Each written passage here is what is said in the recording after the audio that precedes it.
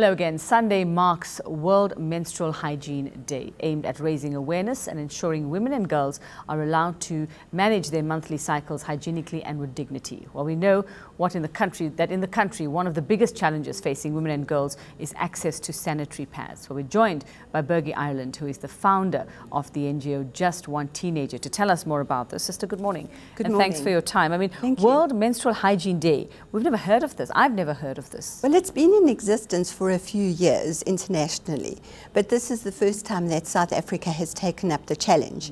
And it's thanks to Cotex that they are aware of this Menstrual Hygiene Day, and we want to break the ice. We want to get mothers and daughters talking. We want women not to be ashamed of having periods. This is something natural, and it's something we need to talk about.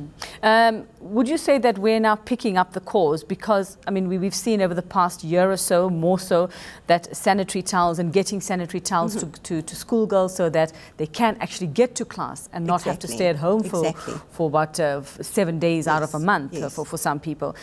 Do you think that that has also prompted, well, whether it's you or Cotex, to actually make this a focus for us now, to get on board with this? Absolutely, absolutely. I think that some girls feel ashamed, they feel inhibited, they feel shy, they're anxious that the boys know that they're having their period.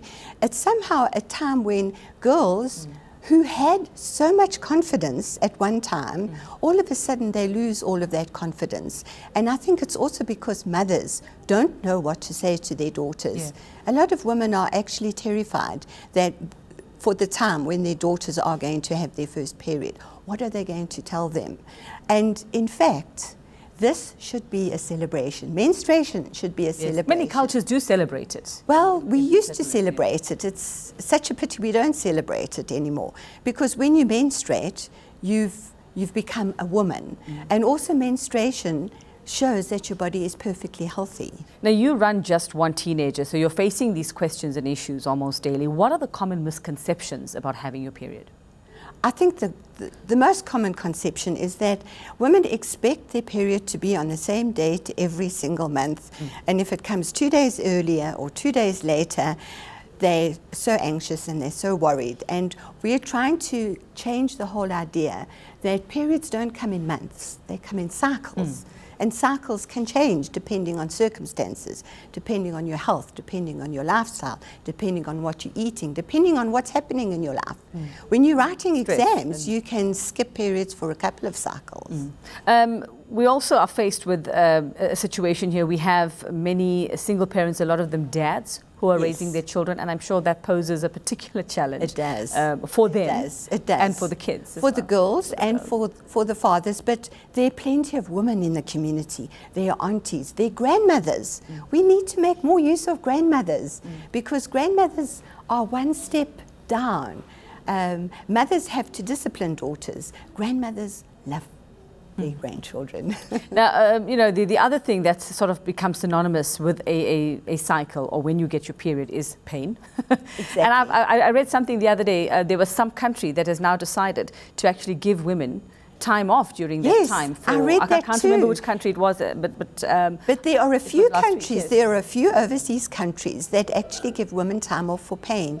But women, when pain interferes with your normal daily living, there's something radically wrong. But prostaglandin is one of the hormones that's responsible for it.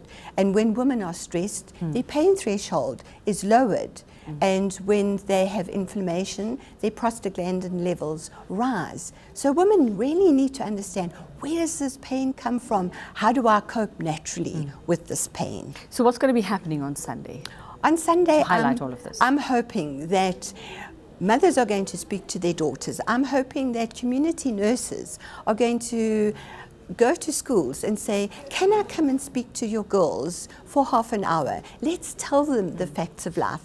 And also, sister, before I let you go, we see that girls are getting their periods younger and younger. Absolutely, we have 9-year-olds now. I mean, it's all about, people say it's the food, it's this, it's the way we're living now. How do you have that conversation with a child that young?